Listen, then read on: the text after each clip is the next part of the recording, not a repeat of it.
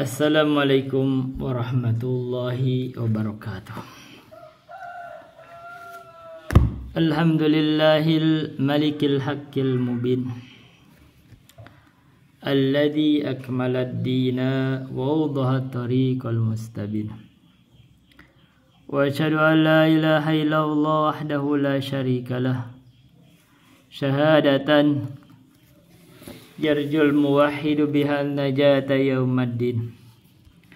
Wa asyhadu anna Muhammadan abduhu wa rasuluh sayyidul anbiya'i wal mursalin wa ala alihi wa sahbihi wa man tabi'ahum bi ihsanin ila yaumiddin. Amma ba'du.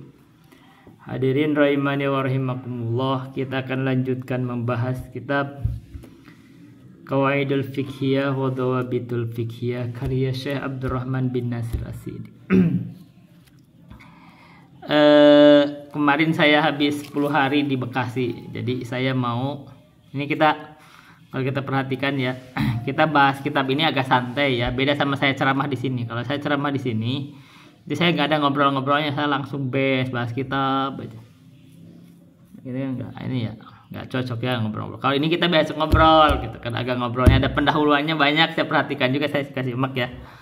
Saya pendahuluan banyak, tapi yang jadi tema masalah cuma berapa menit gitu.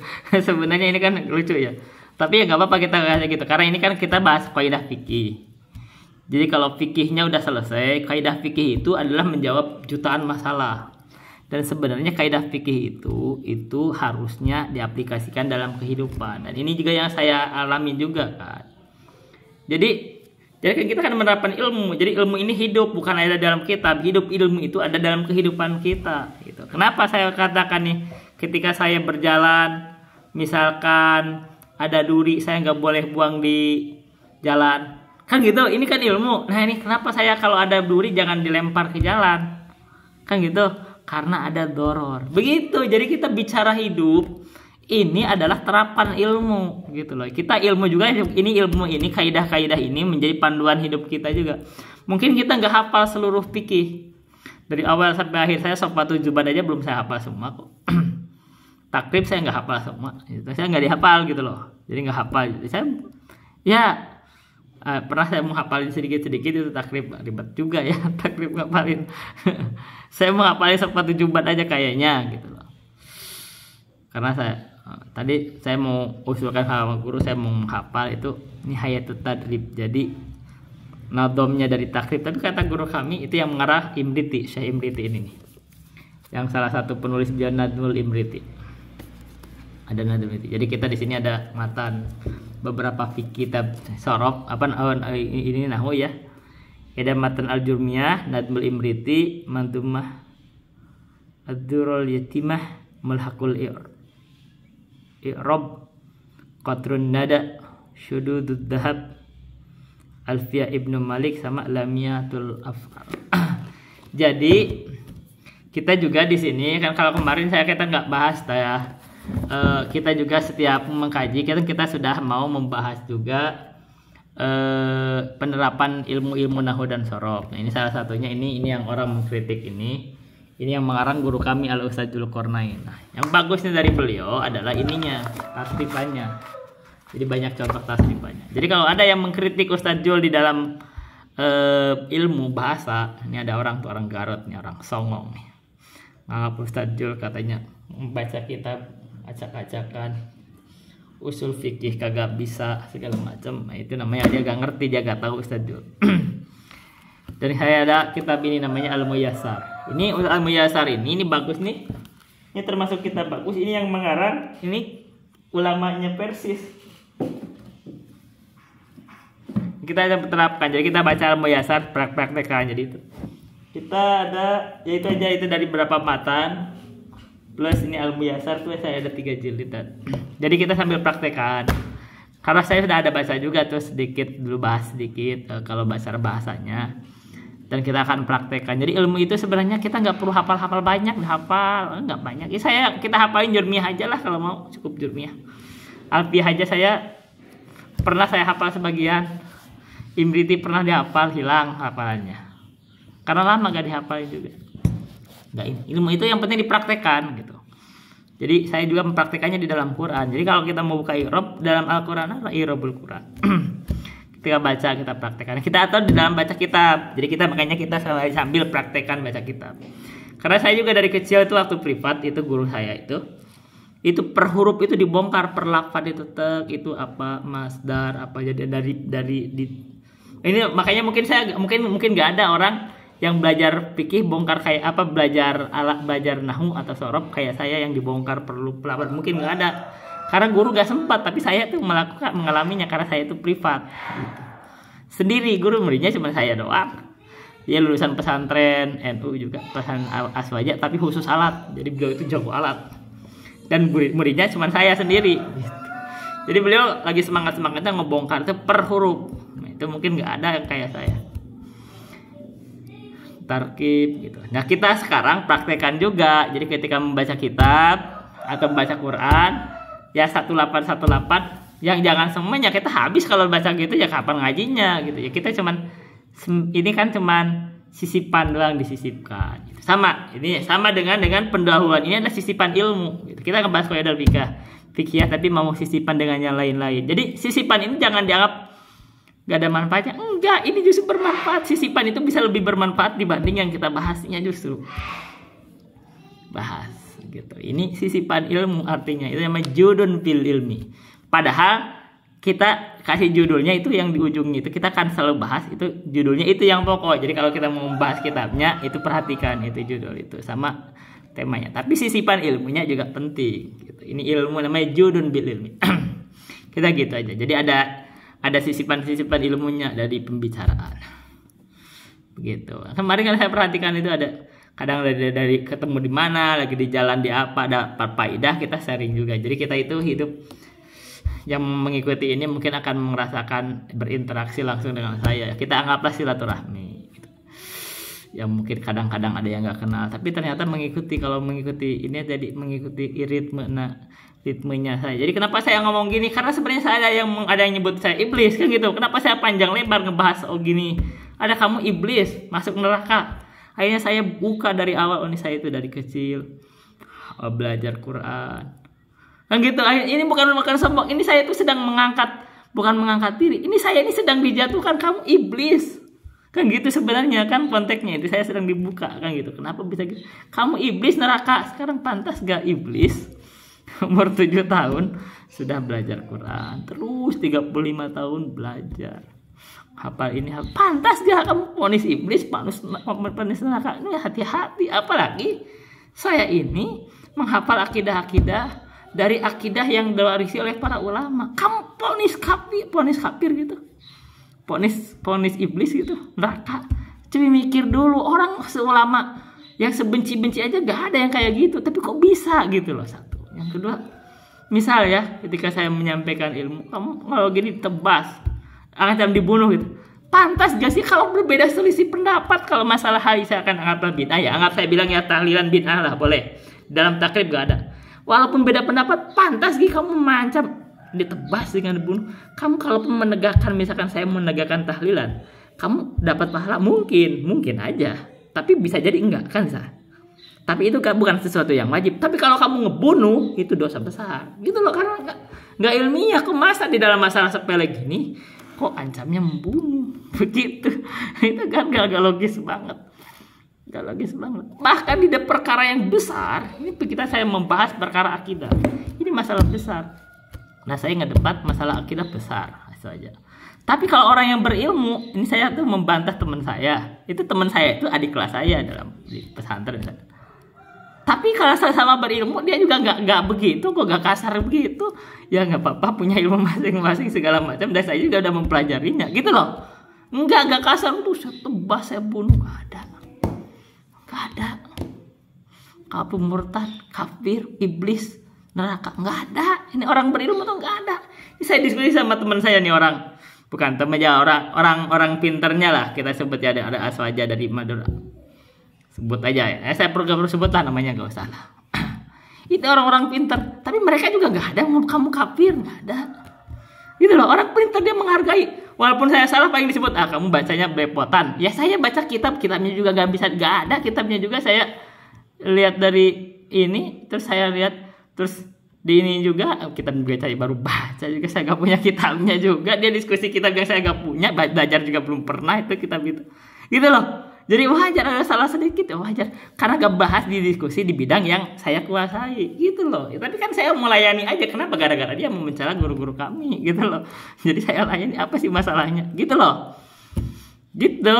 Itu kan bahasa gitu. Saya bukan bidang yang saya membahas itu juga. Tapi kan saya walaupun bahas itu, walaupun sekilas saya paham maksudnya, oh ini maksudnya gitu. Dan justru saya ada kritikan terhadap kitab itu, seperti kemarin Izzuddin bin Abdul Salam ada kritikan, kamu kok ngebahas yang begitu masalah bidah? Itu kitab sangat bagus. Ini Qawaidul Ahkam itu bagus, saya baca dari awal tuh secara singkat, bagus. Kenapa yang dibahas yang itunya gitu, yang bidah yang justru ada kritikan, padahal kitab yang lainnya bagus. Oke, baik. Jadi gitu. Jadi kalau saya ada selipan-selipan ilmu, itu jangan dianggap sepele. Ini berharga. Ini untian ilmu. Supaya ilmu ini hidup di dalam kehidupan kita, bukan di kitab-kitab, hidup di dalam pribadi kita gitu. Kita jalankan. Saya kasih perjalanan kemarin. Lagi perjalanan saya dari Bekasi ke sini tuh ke Majalengka tuh belum pernah saya itu naik motor. Belum pernah naik motor. Berangkat dari sana naik motor nanya-nanya. Ketika saya tiba-tiba kehujanan di Karawang, saya bertanya tuh, minta pendapat sama orang. Kira-kira kalau saya mau ke Majalengka enaknya lewat mana? Ada tuh orang Karawang, katanya orang Garut. Apa mendingan lewat Subang ya? Karena biasanya kan kalau naik bis naik Subang. Waduh, ini gelap katanya. Kenapa? Takut. Kalau kamu berani takut. Takut apa yang ditakutkan? Takut sama orang. Jadi kita ini, bangsa Indonesia ini, kadang kita kalau melewati jalan-jalan yang sepi itu, yang ditakutkan itu kebanyakannya bukan takut sama setan, takut sama orang jahat. Nah ini saya mungkin himbauan kepada pemerintah sama polisi, ini kewajiban untuk menegakkan keamanan. Jadi ternyata di masyarakat itu kadang-kadang kita juga ngalamin itu khawatir dengan begal gitu kan, kita perlu keamanan. Jadi kalau daerah-daerah yang sepi, saya berharap untuk ada penjagaan lebih ketat. Dan memang ya kalau kita jalan itu kadang gitu. Ya sebagian ya, kalau saya kadang-kadang kita maklumi lah, kita akui. Kadang-kadang orang khawatir ada setan, ada jin misalkan gitu kan. Tapi kalau para praktisi di jalan, saya diskusi sama sopir-sopir segala macam, mereka nggak takut sama yang begituan. Kata mereka mikirnya nggak ada jin yang bunuh orang, nggak ada. Kita lebih takut sama orang gitu. Ya, hati-hati. Jadi penting keamanan. Ini kan tugas pemerintah. Kita selalu ingatin. Jadi butuh keamanan, itu penting supaya di jalan itu aman. Dan kita harus bersyukur ya. Ada pemerintah itu harus disyukuri juga. Bayangin kalau nggak ada pemerintah, kita chaos. Jadi kita memang tugas pemerintah itu keamanan. Baik. Berikutnya, nah ini pelajarannya apa? Kenapa saya ngomong begitu?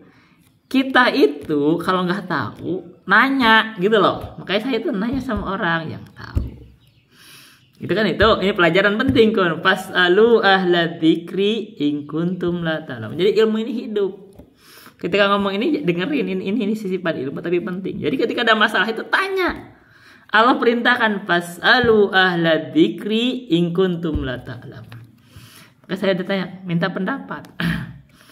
Kenapa minta pendapat? Allah berfirman, wasyawirhum fil amri. Ini kadang-kadang kita ini ada kalaman juga, saya ngalamin kehidupan itu kadang-kadang begitu saya agak minta pendapat, kadang-kadang keliru dan menyesal gitu. Jadi lebih bagus sekarang kan kita ngambil pelajaran. Oh ya, banyak bermusyawarah atau minta pendapat.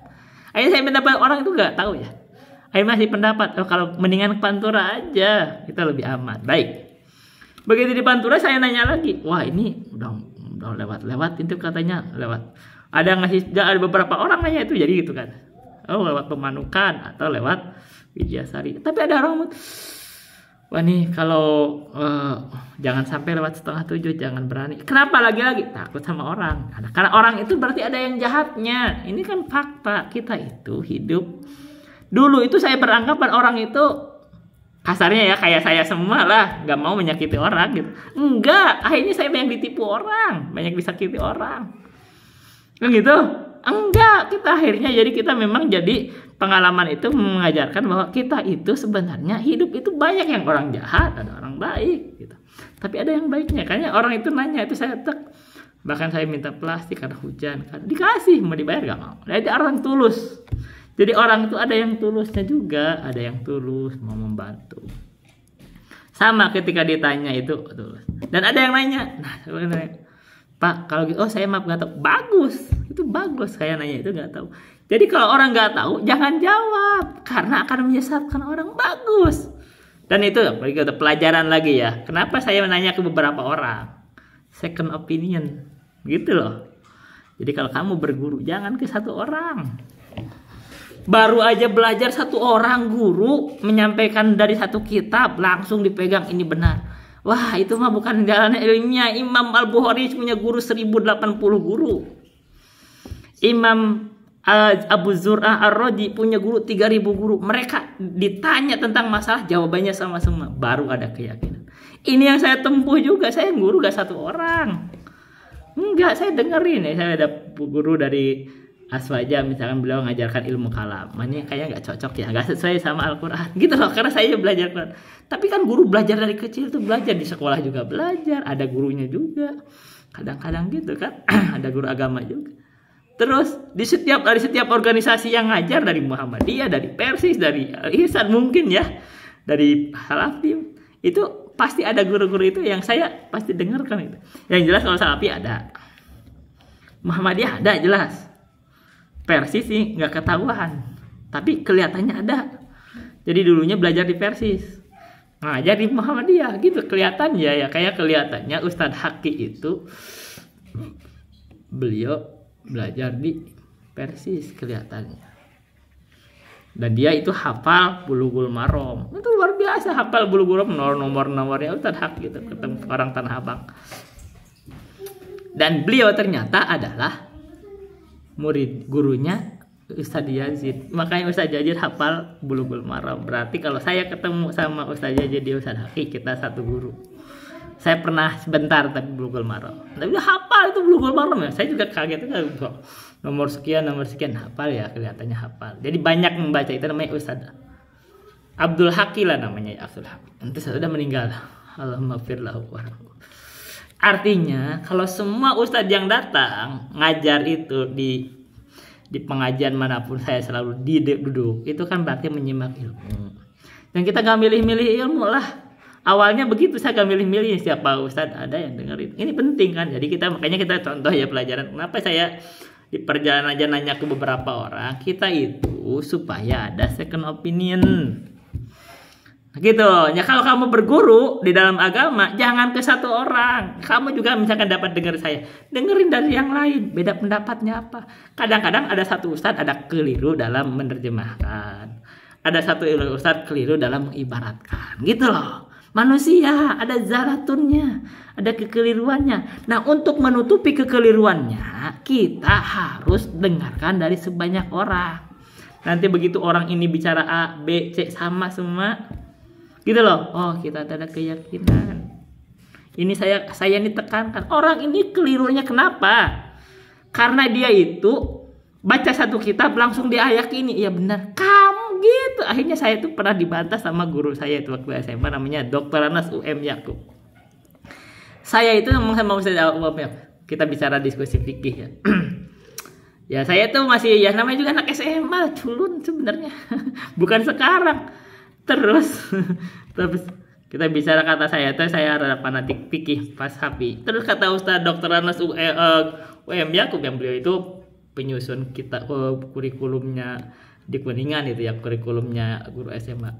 Kalau kamu ingin tahu bagusnya madhab, itu bedah seluruh madhab baru bandingkan. Itu kan berarti bukan pelajaran anak SMA, dia itu kan udah lulus sarjana. Nah itu lain, artinya kita nggak level di situ. Tapi saya tuh ngeyel, artinya saya di situ ada su'ul adab. Ini saya akui, ini saya dulu su'ul adab gitu loh kepada guru saya sendiri. Kamu harusnya, kan kita gak level. Akhirnya kata guru saya itu Dr. dan itu saya ya minta maaf ya Allah. Ampuni ya, ada su'ul adab berarti saya dulu. Jadi kata guru saya, datangkan guru kamu ke sini. Kita diskusi sama ini hebatnya itu dokter. Itu guru saya juga di sekolah. Datangkan guru kamu kita diskusi. Artinya ini guru saya bukan sembarangan dia SMA, makanya gitu. Makanya dia bagian ini ilmu bukan hanya di pesantren saja, di sekolah juga ada guru, ada apa dia, dan dia lebih terbuka. Kita kalau ingin tahu ilmu, bandingkan misalkan madhab itu, bandingkan semua, baru kita tahu benarnya. Nah ini sekarang yang saya tempuh. Ini yang guru-guru saya sekarang jalanin. Makanya guru saya itu menguasai hampir semua madhab. Ustadz Jul itu menguasai seluruh madhab. Begitu dia bicara ini madhab ini, terus dia kuatkan berdasarkan hadis dan fikih. Hadisnya juga dia hafal, Qurannya hafal, ilmu-ilmunya alatnya mumpuni dia ngomong. Makanya saya hargai walaupun saya gak sependapat kadang. Walaupun misalkan saya masih kayak saya gak sependapat di masalah ini, tapi saya hargai ini orang berilmu, gitu, ngerti gak sih? Kita harus menghargai orang walaupun kita gak sependapat. Jangan kafir, jangan kamu kok ini kan ada yang kasar banget ngaku asu aja dianggap saya ini iblis. Selalu ngomong blis, laknatullah. Kok begitu? Ini siapa yang ngajarin? Orang saja nggak ada yang negur, aneh. Orang itu lah tidak kata ada dalam Manzumah Al-Hayya Ibnu Abi Dawud, ini pentingnya walaupun sisipan ya. Wala tukfiron ahlas salati wa in asau fakulluhum ya'si wadul arsy yasfahu. Ini akidah penting. Makanya saya telurusin. Jangan kamu mengkafirkan ahlas salati, orang yang selalu sholat. Saya dari kecil gak pernah ninggalin sholat juga ini wey. Terus saya dikafirkan gitu, dianggap iblis. Kamu nanggung nanti di akhirat, berat. Wala tukfiron ahlas salati wa in asau. Jangan mengkafirkan orang yang sholat walaupun dia maksiat. Kamu tahu maksiat saya di mana? Misalkan gitu. Terus gitu kok saya dianggap kafir walaupun maksiat, walaupun zina. Jangan dikafirkan walaupun membunuh, walaupun korupsi, jangan dikafirkan. Fakulluhum ya'si wadul arsy yasfahu. Setiap orang itu, setiap mereka itu berbuat maksiat, tapi Allah pemilik arsy itu maha memaafkan. Jadi ke orang beriman itu gak boleh mengkafirkan. Ini sekaligus bantahan kepada Khawarij. Khawarij itu banyak mengkafirkan. Kalau dia memang melakukan kekafiran, boleh dikafirkan secara umum. Kalau sudah ditegakkan hujah mungkin, tapi bukan tugas kita lah, gak usah masuk di situ. Nah apalagi ke orang yang menyampaikan ilmu, kok kamu disebut iblis lah. Makanya saya sampaikan historinya. Jadi ada historinya. Kenapa saya dibuka di diri saya gini. Ini bukan menyombongkan diri. Ini saya sedang ngebantah ada orang memponis saya iblis, gitu loh. Memponis saya neraka. Ya kayak saya bantah. Bisa nggak iblis dari kecil semangat? Saya itu pesantren itu juga dalam rangka menjalankan ucapannya Imam Syafi'i. Kata Imam Syafi'i, man arada dunya falaihi bil ilmi wa man aradal akhirata falaihi bil ilmi wa man aradahuma falaihi bil ilmi. Maka saya itu ke pesantren itu mencari hidayah. Maka Allah tahu maksud saya ketika saya cari hidayah. Ketika diajarkan ilmu kalam gak mampu ke saya, gak mempan. Kenapa? Karena saya mencari hidayah. Dan semakin berjalan ilmu kalam ini sesat. Makanya saya akan bantah ilmu kalam, pasti. Jadi kalau ada yang ingin bantah ini, saya belajar Tijan Daruri, saya belajar Kifayatul Awam, saya baca ada juga yang ngejelasin itu apa namanya itu dijelasin juga apa namanya itu, mendengarkan penjelasan dan membaca juga apa namanya itu Jauharut Tauhid dan Ummul Barohin, semuanya ngemeng semuanya. Saya bisa bantah suatu saat akan saya bantah. Tapi itu di dalam kajian sini di channel ini. Ya. Kalau ada diskusi yang lain kita diskusi aja karena kemungkinan kan saya sering dipotong kalau di situ jadi gak bisa panjang gitu. Kita akan ada diskusi, tetap aja kita diskusi misalkan ngebahas tema-tema tertentu dari akidah dari yang saya kuasai. Itu jadi ini sisipan ilmu itu penting. Kenapa ini kaidah kita ini diterapkan sehari-hari? Makanya mungkin kita ini pentingnya kaidah ini. Kita mungkin gak paham, gak hafal fikih dari awal sampai akhir. Dengan kaidah fikih ini kita bisa menjawab jutaan masalah. Saya bilang kemarin kan contoh ya, kita nyalip di jalan aja kalau dari kiri membahayakan orang haram. Loh kalau bisa begitu kenapa? Karena membahayakan orang. Ini kaidah bicara doror yuzal. Itu membuat madorot gitu loh. Kan bahaya kan? Kan bahaya. Sementara agama ad-dinu mabniun alal masolih kan gitu. Ini kemarin saya bicara ya orang yang di Samsat, orang itu desak-desakan itu saya juga bilang haram itu. Kenapa? Karena kamu membahayakan orang. Kan begitu, lo ngerti kan? Kenapa saya bisa memponis rokok ini sebenarnya haram? Karena ini membahayakan orang, membahayakan diri dengan kaidah. Kan gitu. Walaupun misalkan orang gak sependapat terserah, ya kan? Sependapat atau nggak pendapat terserah, tapi kita bisa bersikap dengan kaidah kita. Kita di jalan kita kebingungan apa ya? Gitu. Itu ada kaidah. Seperti kemarin saya tanya-tanya, itu ada kaidahnya. Ada dalam Al-Quran, oh kamu fasalu ahla dzikri in kuntum la ta'lamun. Begitu caranya. Sama dalam agama ini. Kalau kamu nggak tahu, tanya. Tapi kalau kamu ditanya nggak tahu, jangan jawab. Bicara aja, saya nggak tahu. Biar dia nanya sama yang lain. Nah ini kekeliruan. Kenapa banyak umat Islam itu tersesat? Banyak orang nggak tahu bicara. Kalau ditanya ngejawab ngarang. Akhirnya khurafat di mana? Lupa. Bakih mukodam. Mi'raj 70 kali ngomong. Kamu baca Fatihah aja gak beres. Gitu loh. Baca Fatihah aja saya tes gak lulus ya. Gak lulus baca Fatihah aja gak beres. Ngomong saya nih suruh Nabi turunan Nabi juga kalau nggak beres amalnya ya apa manfaat? Kanan itu Kanan anaknya Nabi Nuh itu kalau dia gak mukmin itu bukan keluargamu gitu. Jadi itu turunan itu baru bermanfaat kalau sama di dalam keimanan. Jadi iman ada amal. Maka Nabi bersabda, man batta'a amalu lam yusri bihi nasabu. Itu kan tentuan Nabi. Siapa yang lambat amalnya tidak bisa dikejar oleh nasab. Jadi nggak usah membanggakan nasab, itu jahiliyah. Gak perlu. Kita sama hamba Allah. Kenapa sih kok jadi dibedain? Oh ini keturunan, ini keturunan. Sama hamba Allah. Kenapa apa salahnya Allah menakdirkan seseorang menjadi anak siapa? Kalau di urusan akhirat begitu, nggak ada perbedaan. Di dunia bisa anak siapa jadi wakil presiden, bisa kan? Nah, tapi kalau bukan wakil presiden nggak bisa. Nah, bisa kalau anak seseorang, tapi kalau di akhirat nggak bisa. Tidak ada kekerabatan. Allah tuh nganggap sama semua. Jadi nggak usah untuk urusan akhirat. Ini saya anak turunan Nabi, nggak usah. Ada manfaatnya ada. Kalau sudah sama-sama menjadi penduduk ahlus surga. Ada. Jadi kalau udah masuk penduduk ahlus surga, diponis kalian masuk surga semuanya, ayah dan anaknya, diangkat derajatnya ke yang lebih tinggi. Itu di situ baru maslahatnya. Ada. Di situ. Jadi dia sudah penduduk ahli surga dulu. Jadi diangkat sesuai dengan derajat tertingginya. Anak ke bawah ke bapak atau bapak ke bawah anak. Di situ. Tapi kalau orang apalagi kafir misalkan ya nggak ada manfaatnya. Ya sekarang gitu aja. Kalau kita punya leluhurnya orang solih, kita kalau bukan orang solih malu aja, harusnya saya malu. Begitu loh, kamu kejar. Jadikan motivasi supaya mengikuti nenek. Kalau memang benar jadi keturunan Nabi, apalagi saya juga keturunan Nabi kok, Nabi Adam. Ada yang mengingkari? Enggak. Ya udah, kita sama-sama keturunan Nabi, apa susahnya? Keturunan Nabi Nuh mungkin juga sama. Gitu loh. Apa masalahnya? Gitu. Justru ya, kalau orang bukan keturunan Nabi, apalagi kita kayak jauh dari Nabi Muhammad, kita masih beriman, ingin melaksanakan sunnah Nabi, itu justru keutamaan sekarang. Jadi sekarang itu keutamaannya ketika kita tidak lagi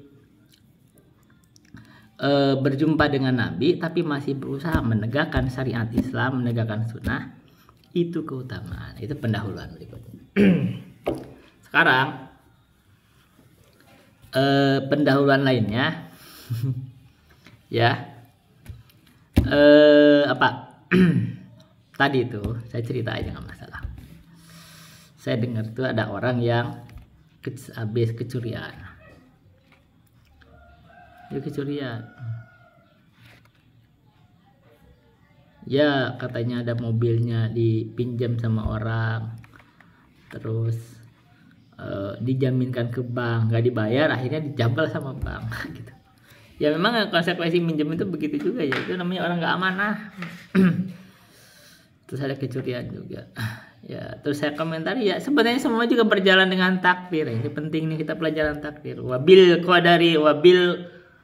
qadaril makduri aikin fa innahu di'amatu aqlid dini wa dinu abiyahu. Jadi kita itu harus ingat takdir itu berjalan. Apa aja terjadi. Jadi kalau kadang-kadang kita dengan takdir itu kita kehilangan uang apa. Nah, itu harus ada takdir. Nah, kalau kita sadar dengan takdir kita gak akan terlalu berat. Ini sisipan ilmu penting kan? Ini sisipan. Jadi gak apa-apa nih bahasa kita, tapi bahasa macam-macam ini namanya judun bil ilmi. Jadi kita agak diperlambat bahasannya. Jadi gak kayak saya di sini, saya tuh fokus ilmu satu bidang. Ini kan kita ngobrol aja. Jadi saya pertama bahas kitabnya pokok, tapi ada sisipan-sisipan ilmu gitu. Jadi penting. Kalau kita sudah yakin dengan takdir, kita gak banyak nyalahin orang. Apapun masalahnya, mau dicuri, mau apapun masalahnya, karena Allah sudah menakdirkan untuk kita, untuk itu ya udah. Kita sebenarnya kita nggak bisa terlalu ini juga ya Allah takdirkan kok. Kalau nggak terjadi, nggak akan terjadi katanya Nabi. Wa ma asobaka lam yakun liyukhtiaka. Apa yang akan terjadi kepadamu tidak akan meleset. Wa ma akhtaka lam yakun liyusibak. Apa yang akan meleset kamu tidak akan kena. Kan gitu. Jadi udah takdirkan. Udah. Pelajaran lagi gitu. Dia mengomentari itu. Dia itu kalau ada sesuatu nyalahin istrinya. Nih saya kasih komentari. Kita itu kalau ada kesalahan jangan nyalahin orang lain. Misalnya ada orang dia cerai sama istrinya nyalahinnya orang lain. Kadang-kadang misalnya kamu bunuh, bicara aja saya bunuh. Kalau lah kamu bicara bunuh, kenapa kalamanya menyeraikan kamu? Orang lain gak bisa menyeraikan. Di masalah ada masalah-masalah itu kita harus ambil tanggung jawab atas diri. Ini penting. Nih kalau bicara ini ya, kalau bicara kalau motivator ya, baca Helmi Yahya itu bicara tuh gini. Helmi Yahya bicara tada. Katanya nih ada orang yang harus dihindari. Salah satunya orang yang suka nyalah-nyalahin. Jadi kalau ada salah nyalahinnya orang lain itu nggak benar, jauhi itu. Kita nggak boleh begitu. Kalau kita ada salah, akui salah sendiri. Ya udah ini salah saya. Kedepannya saya harus gimana? Harus ambil pelajaran. Gitu aja yang paling benar. Gitu. Plus ini takdir. Udah gak usah nyalahin semua sudah ditakdirkan. Allah mau ganti, Allah ganti lagi yang lain. Plus ada komentar. Ada komentar katanya komentar. Orang itu kalau misalkan dari dulunya kaya jadi miskin itu akan sakit banget. Beda sama dulunya miskin jadi kaya. Iya kalau miskin jadi kaya emang orang dapat nikmat. Tapi saya komentari, ini harus tahu. Umat Islam ini itu ujian di dunia itu. Dan Nabi itu sudah kabarkan. Dia lebih khawatir bahkan umat Islam ini. Fitnahnya itu dunia. Bahkan Nabi itu lebih mengkhawatirkan ketika dunia itu dibuka atas umat Islam. Umat Islam itu tahu apa? Berebut. Saling membunuh. Nah itu fitnahnya. Dan itu terjadi kan? Terjadi ketika misalkan dibuka ada perhatikan kalau ada ladang emas, ada ladang minyak itu kan berebut kan? Nah, berantem, ribut, perang, saling membunuh kan gitu. Kenapa ini fitnah dunia? Kekuasaan untuk berkuasa saling bunuh kan gitu. Nah, tapi Nabi itu tidak pernah mengkhawatirkan kemiskinan atas umat. Kenapa? Karena umat Islam ini walaupun diberikan miskin dia tidak banyak madaratnya sampai membahayakan agama. Sampai orang miskin. Ya, orang miskin. Gitu kan? Jadi orang miskin kadang ada sisi sisinya itu lebih terjaga dalam agama. Dan bahkan perhatikan, lebih banyak orang umat Islam ini ketika diberi kekayaan itu sebenarnya binasa dibanding diberikan kemiskinan. Kenapa? Begitu punya kekayaan dia sombong gitu loh. Sombong, ditanya aja gak mau jawab. Nah kaya raya. Saya gak mau cerita. Kalau ada orang yang begini nih, kalau kita kisah cerita tadi nih ada orang nih kena musibah tadi. Ini saya tanya tapi saya gak pernah jawab. Saya ketika aja gak jawab. Ini sombong banget orang, mentang-mentang sedang kaya gitu loh. Ini sombong banget kejadian kalau kadang sombong itu begitu. Jadi kadang-kadang kalau kaya itu sombong. Ini kadang-kadang sombong. Tanya gak jawab. Mereka merasa sedang kaya itu. Sombong gitu. Dan kita ingetin ya, gak boleh jadi orang sombong. Kita orang berilmu nih. Apalagi saya ingatkan di pelajaran. menghormati orang kaya karena kekayaannya itu dosa besar. Baca Az-Zawajir an Iktirafil Kabair. Tapi kalau meremehkan orang berilmu itu dosa besar. Hati-hati, ditanya sama orang berilmu, anggap saya ini orang berilmu, gak jawab gak apa, hati-hati. Gitu, hati-hati. Jadi saya alamin, orang kadang saya tanya, saya dijawab, gak dijawab. Dan mungkin memang sedang ada di banyak orang-orang begitu. Hati-hati, bisa jadi suatu saat jatuh gara-gara, bisa jadi kan kamu ini ditanya sama orang berilmu, kadang kagak mau jawab. Kenapa bersombong gitu loh. Hati-hati. Begitu. Nah ini sekarang saya lihat, saya buka sedikit. Ini orang sombong banget ya kadang-kadang. Ditanya kadang kagak jawab gitu loh. Bener kan? Iya loh. Kadang bertemu berpapasan kayak kenal gitu. Kan gitu loh. Padahal kamu tahu kalau kadang yang berhadapan itu bisa jadi dia itu orang berilmu yang harus dihormati gitu loh. Hati-hati orang yang meremehkan orang berilmu itu dosa besar. Ingat ya. Terus kita pelajaran lain. Ini sisipan ilmu ya. Jadi terhadap orang berilmu itu harus menghormati. Kenapa? Karena ilmu ini adalah nikmat terbesar. Nikmat terbesar Allah. Jadi setelah kenabian itu ilmu, ulama itu dapat bagian dari pewaris para nabi. Maka harus menghormati orang. Walaupun berbeda pendapat pun kita harus menghormati kalau orang asal dia berpendapat di atas ilmunya ya, nggak ngawur gitu loh. Kalau dia ada hujahnya kita hormati, nggak apa-apa. Nggak pernah ada cerita Imam Syafi'i sama Imam Ahmad saling mencela, nggak pernah. Dia berdiskusi ilmiah saja. Tapi berbeda pendapat dihargai. Ini saya baca kitab Imam Syafi'i, baca itu luar biasa ilmunya. Orang berilmu itu dihargai kalau kita bicara. Ada dasarnya nih, ilmu alatnya gini, ini dasar. Ada rujukan itu dihargai, harus dihargai. Kenapa? Hati-hati. Di akhirat itu, ketika seseorang itu dibangkitkan, itu kan nanti akan dipersaksikan, yang benar dan salah akan diuji. Nah, orang berilmu itu walaupun gak sependapat, misalkan saya ini sekarang dakwah ceramah gak sependapat, gak masalah, saya juga tidak maksa untuk disetujui. Tapi begitu seorang ustadz menyampaikan ilmu, artinya dia sedang menegakkan hujah dan siap bersaksi di depan Allah. Walaupun gak disetujui gak apa-apa, itu kan urusannya dia. Kan gitu, tapi hati-hati. Karena ketika ustadz menyampaikan ilmu dengan hujah dan dia yakin di atas ilmu itu, di depan Allah dia akan bersaksi. Saya sudah menyampaikan ilmu ini, kamu menolak. Anggaplah saya sekarang membantah ilmu kalam, kamu menolak. Terserah, bisa gitu loh. Kata saya katakan Allah itu di atas arsy dengan dalil gini, nggak menolak segala macam. Terserah, tapi di akhirat ditanya, didudukan masalahnya, saya bersaksi, saya sudah sampaikan. Contoh ya. Baik, ini sisipan ilmu. Nah, kita lanjutkan membahas akidah, membahas kaidah fiqhiyah karya Syekh Abdurrahman bin Nasir As-Siddiq. Kemarin kita sudah bahas wa tufidul kulla fil umumi fil jam'i wal ifradi kal alimi. Sekarang nakirah. Wa nakiratu fi siyaqin nafi tu'til umuma aw siyaqin nahi. Nakirah itu dalam jurumiyah kita baca tuh nakirah. Nakirah itu wa nakiratu kullu ismin syai'in fi jinsihi la yakhtassu bihi wahidun duna akhara wa taqribuhu kullu ma salaha dukhulul alif wal lam alaihi nawar rajul wal faras.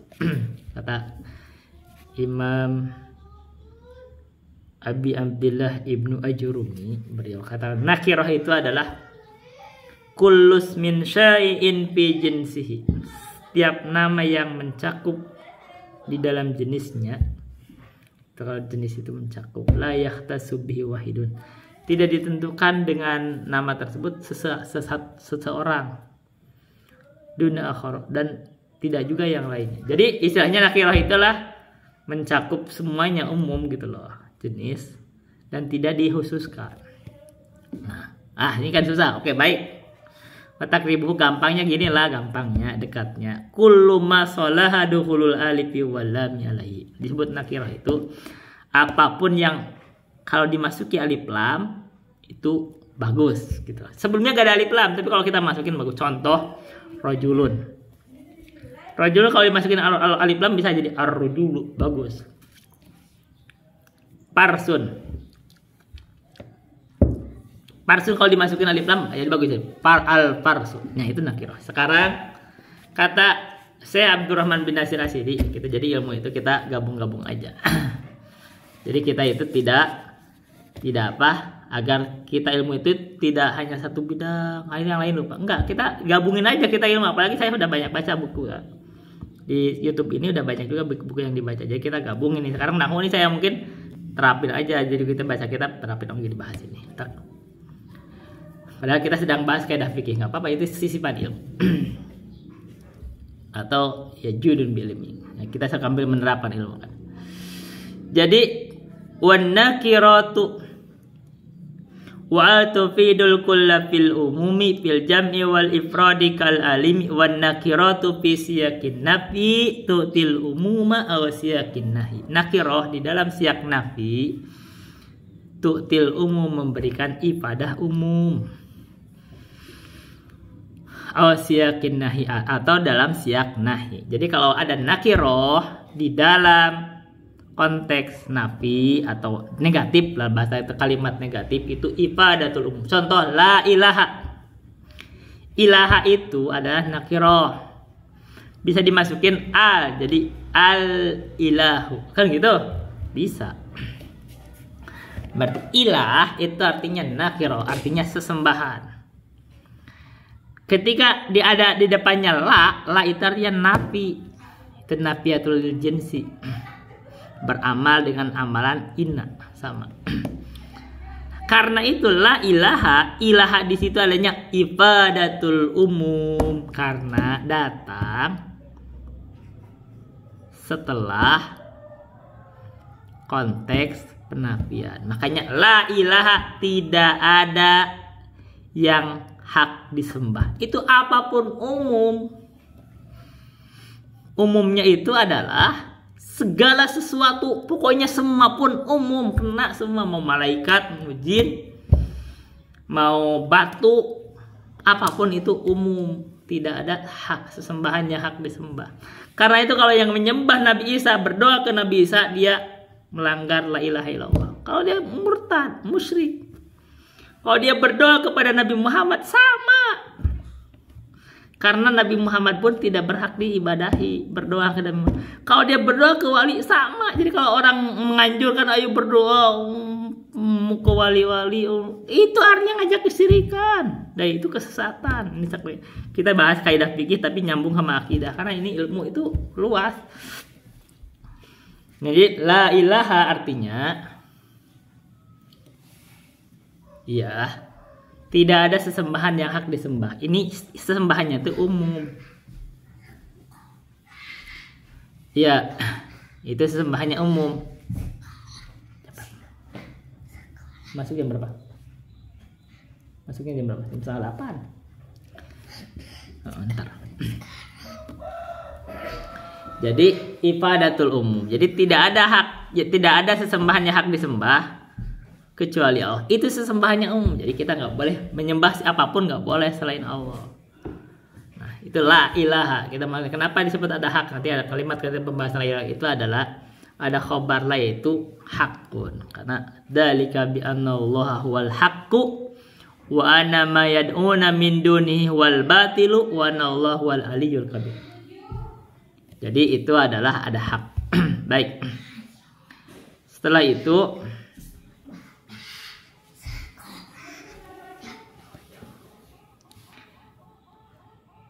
sebentar ya. Jadi itu ifadatul umum. Yang kedua, la ilaha illallah, atau juga dalam konteks wa nakiratu fi siyakin nafi tu'til umum aw siyakin, atau dalam konteks larangan. Jadi larangan umum. Jadi kalau ada larangan itu artinya terus ada nakiro, itu juga sama umum.